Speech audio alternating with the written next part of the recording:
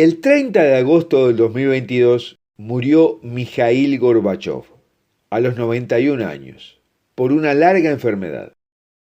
El ex secretario general de la Unión Soviética fue quien desarmó el régimen comunista soviético de manera pacífica ante Occidente. Y por esto recibió el Premio Nobel de la Paz en 1990. Fue decisivo en vida para finalizar la Guerra Fría y murió curiosamente en medio de una nueva Guerra Fría entre Rusia y Occidente. Quería salvar el régimen comunista democratizándolo, a pesar que toda la historia del comunismo muestra la incompatibilidad con los principios democráticos. En este proceso veremos que está la huella de la mano de Dios por donde se mire. Y luego, Gorbachov fue considerado uno de los personajes más influyentes para el desarrollo de la Agenda Verde de la ONU. Aquí hablaremos sobre cómo Gorbachov desarmó al comunismo soviético, quiénes fueron sus socios para que esto le fuera fácil, dónde está la huella de la mano de Dios en este proceso y cómo luego Gorbachov intentó introducir un comunismo ayornado a nivel mundial.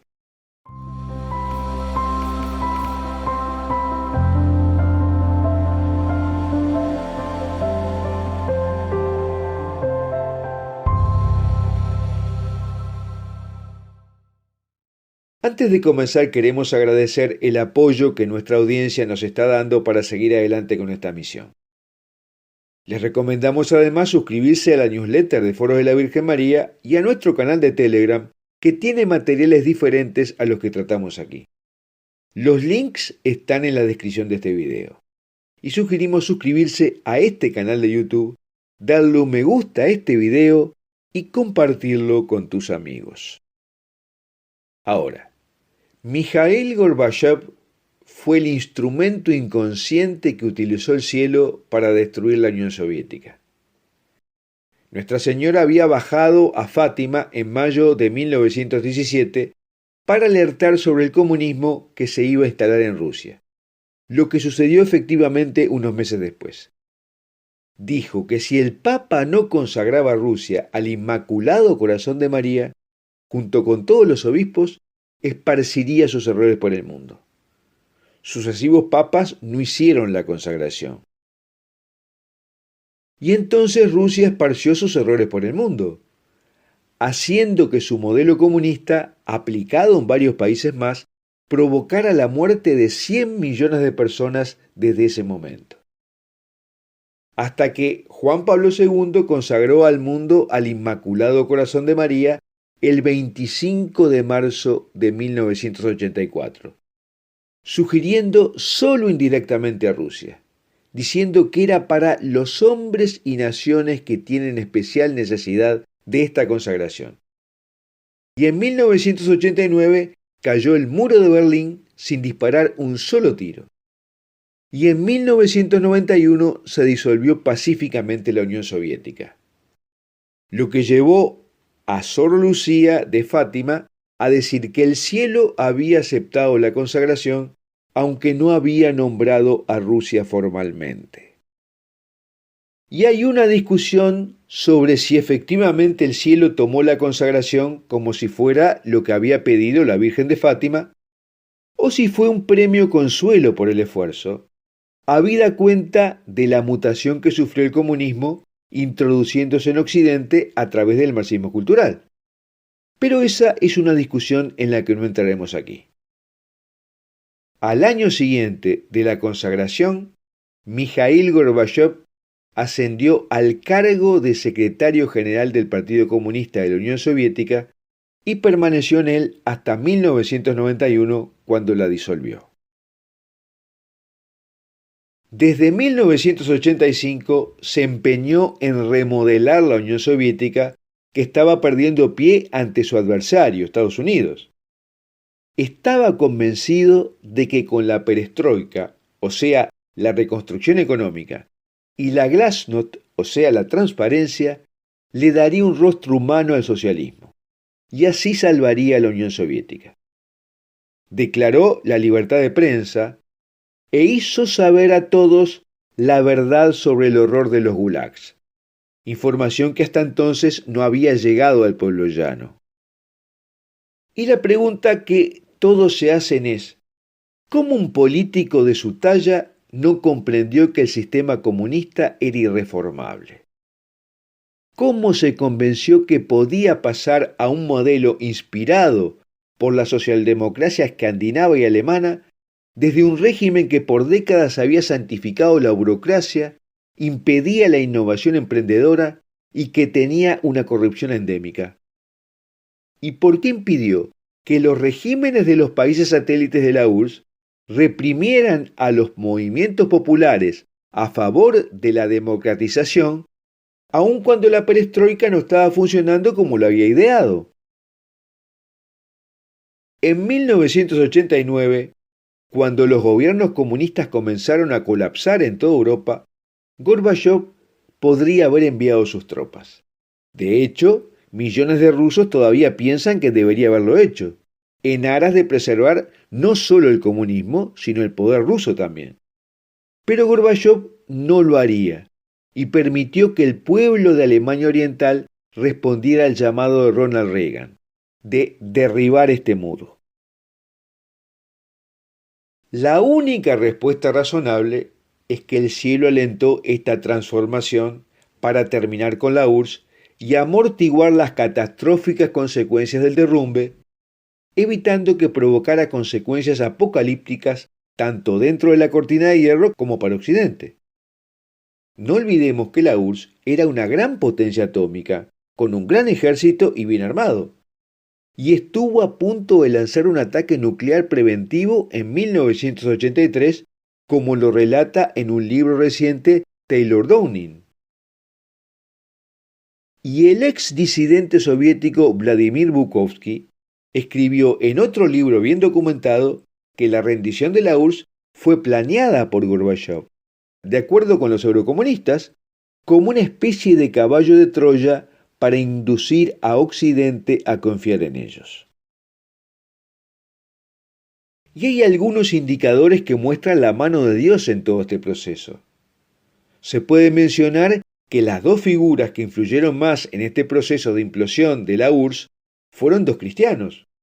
Uno, el líder de Occidente, el presidente de Estados Unidos Ronald Reagan, y otro, el líder espiritual del cristianismo, Juan Pablo II. Gorbachov encontró en ellos interlocutores abiertos y sensibles que se le hicieron fácil para desarmar la URSS. Juan Pablo II se encontró dos veces con Gorbachov. En 1989, en el año de la caída del muro de Berlín, y en 1990, previo a la disolución de la URSS, y le instó en que sus reformas necesitaban la libertad religiosa. Y luego de la reunión de 1989, la Unión Soviética promulgó una ley para proteger la libertad religiosa. Permitió que la Iglesia Católica Ucraniana saliera de la clandestinidad y dio la bienvenida a un embajador del Vaticano en Moscú. Otro hecho significativo fue que el día anterior a la fiesta de María Reina de 1991, el 21 de agosto, hubo un golpe de estado de los comunistas ortodoxos contra Gorbachov, pero pudo ser sofocado por este.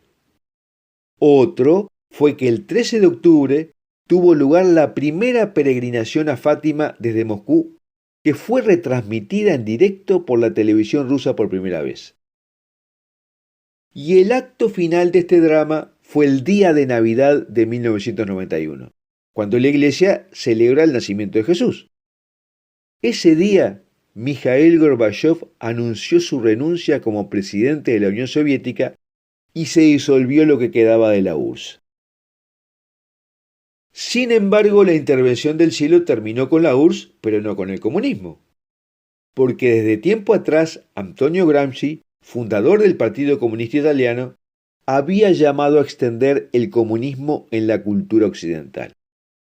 Y esto prendió en Occidente a través del marxismo de género y todo el movimiento verde.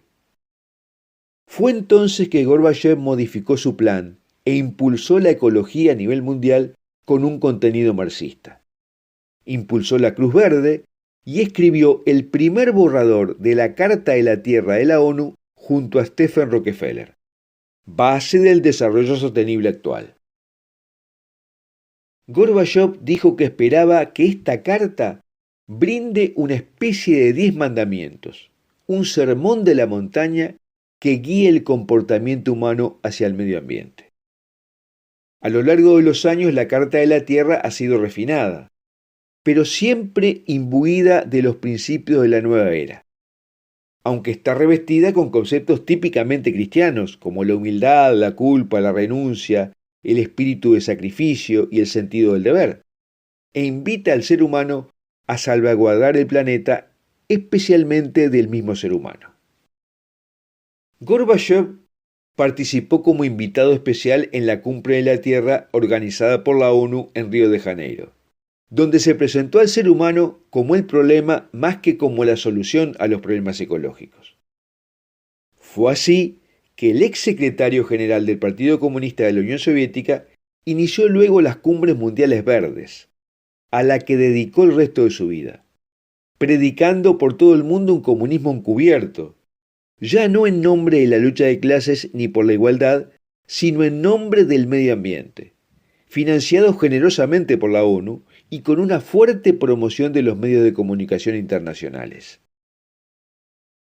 Y fue en esas cumbres que se volvió tradicional que la New Age hiciera actos, como en una cumbre paralela, para enviar energía a la cumbre oficial, lo que rara vez se reporta en los periódicos.